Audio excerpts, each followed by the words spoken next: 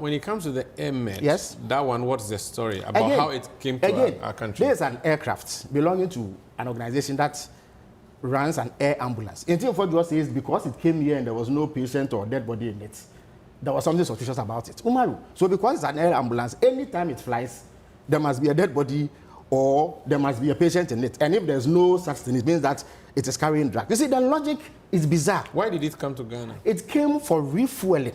Because from where? It came from Gran Canaria. In fact, I will show you the permission granted it to land by the GCA.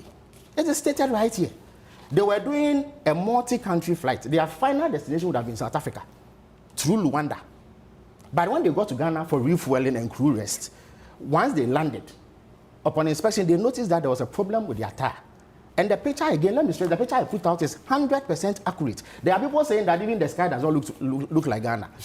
There are even people are even saying that, oh, that AirMed ambulance does not look the same as the Kabok. So, you see, so there's a lot of falsehood and ignorance and deliberate distortion, all intended to mask the fact that Ntim Fordjour has not been able to provide a shred of evidence. He says that, oh, the people could not have brought replacement tires. No, so the story, you haven't, so it landed for refueling. Refueling they and observed an issue with the tire. Exactly. And now, it took them how many days to get? Now, again, so they arrived on 20th March. Yes. When they noticed the fault, by 22nd March, a second aircraft had come in from Rwanda with tires and a repair crew. So it's a second aircraft that came from Rwanda? That came from Rwanda. Because fact check says there was no proof that the aircraft came from see, Rwanda. Again, that is nitpicking. I said in the video that it came from San Maria, yes, through Rwanda, and then it got to Ghana for crew because it was. But they say it never went through. But I'm saying that what is the material relevance of that to the claim that Ntim Fordjour is making? So they are punching holes in no, the fact that. First of all, what hole are you punching? Somebody says that there were drugs on the aircraft. He has not been able to show you any evidence, and he has saying that there is a hole in the fact that the aircraft passed through a certain place, and so because of that, there was drugs. Or there were drugs. No, that becomes suspicious. How does it become, again, Imaru, the story is not cool. First of all, how does the presence of an air ambulance generate suspicion? What is the basis for the suspicion?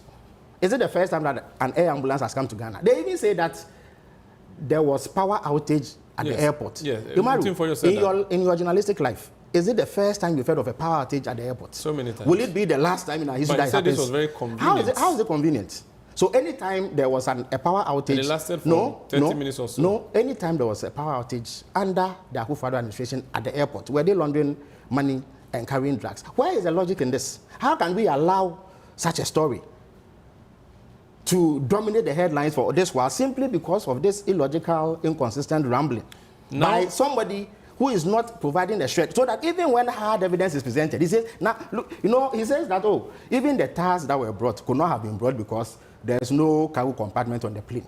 Which begs the question, so that the crew that operates on that aircraft, their luggage, where do they put it? And these are tires and, what do you call it, boxes containing some accessories, I believe, and 2 boxes that can fit into a saloon car. How much more a plane? So how does this become the reason why anybody says that there are drugs on the plane and that there was money laundering? So you see, and indeed, I watched Gwafera Kutubu Afustik. I take the criticism about our own approach. Of course, we live to learn every day. And I think that is feedback that we can use. But I think he makes the most telling analysis of Ntim Fordjour's behavior, which I think you in the media should be making. You see, people cannot get up and say what they want.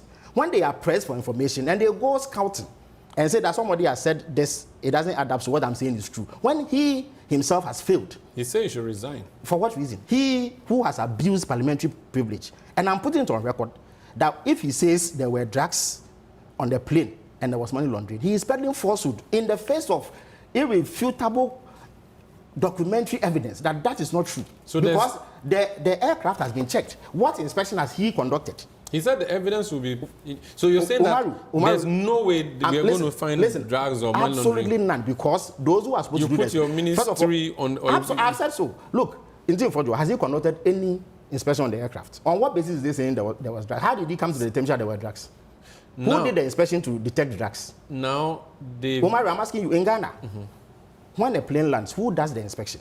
So many agencies. And I've shown you proof that the agencies have done the inspection, right? They have told that they didn't find anything untoward.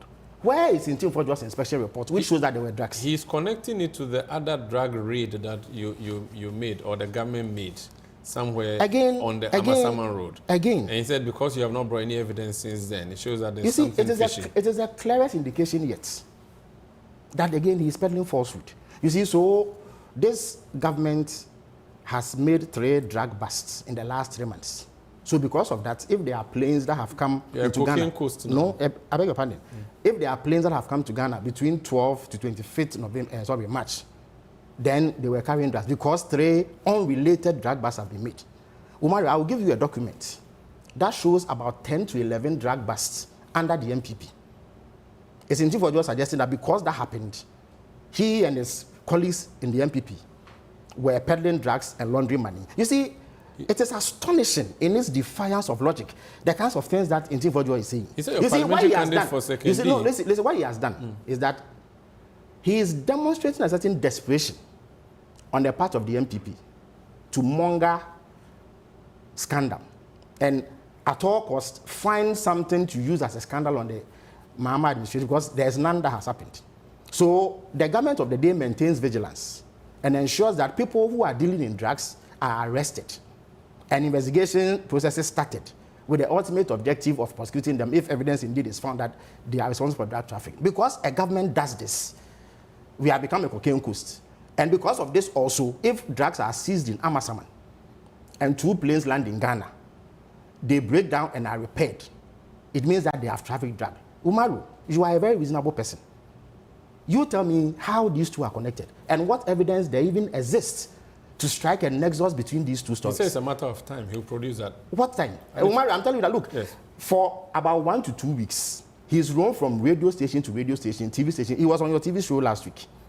You believe that if he had any concrete evidence, he wouldn't have put it out by now. What is the evidence that he showed on Adomochi's show? 24 minutes to say that I have said the plane came and it didn't come. And then he attributes things to me that I have not said. That is all that he was able to do for 24 minutes when the whole world was watching.